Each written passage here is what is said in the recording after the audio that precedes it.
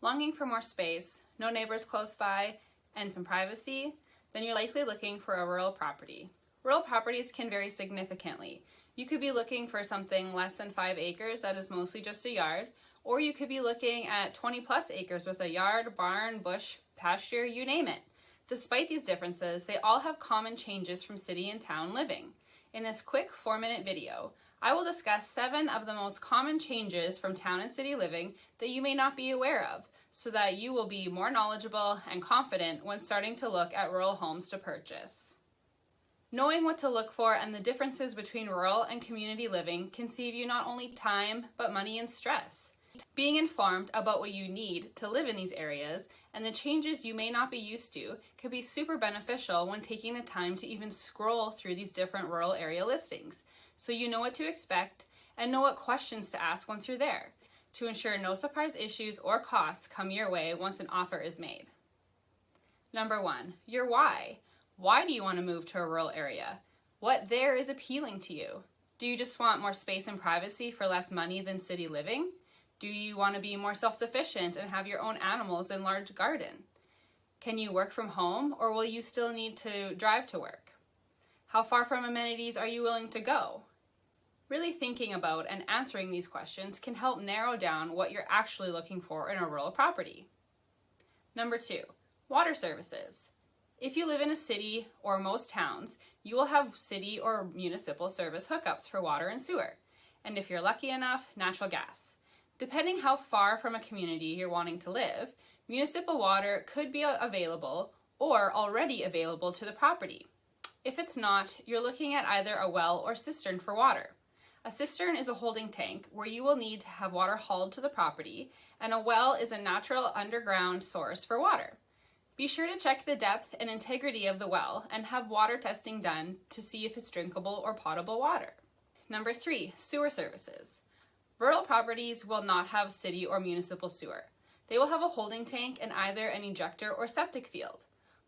All of your dirty water and waste will be pumped out to the holding tank, where the solids stay on one side and the gray water will flow to the other. Solids will need to be pumped out by a septic truck, usually once a year, depending, and is fairly inexpensive. Once the gray water side reaches a certain depth, it will then get pumped out to an above-ground ejector or submersed into a septic field. After 2010, there was legislation passed regarding acreages over 10 acres and septic ejectors. Be sure to ask your realtor if there has been a certificate of exemption filed from the seller to ensure it meets today's standards. Or, once title has changed, the buyer may need to update the system within 2 years of purchase at their own cost. Number 4, garbage pickup. Unfortunately, no one is going to pick up your garbage and recycling for you. This is something you will have to dispose of yourself at the local recycling depot and landfill. Number 5, if you're buying rurally but close to a community, ensure you know what the land is zoned as. Just because you are rural doesn't necessarily mean you can have all the animals you want or be able to build a house there. Your realtor will be able to assist you with finding out what it's zoned as and seeing if any rezoning options could be available for that particular property.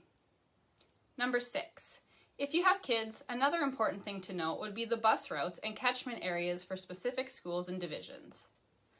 And number 7, one final thing to note would be yard maintenance.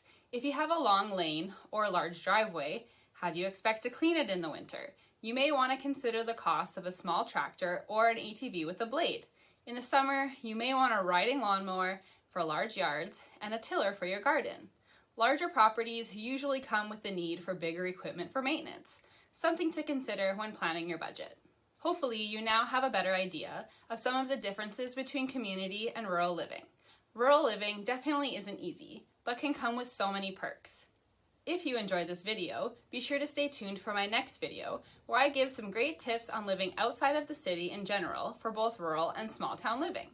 You don't want to miss out if you're looking at considering leaving the hustle and bustle of city life for a more laid-back and relaxing lifestyle.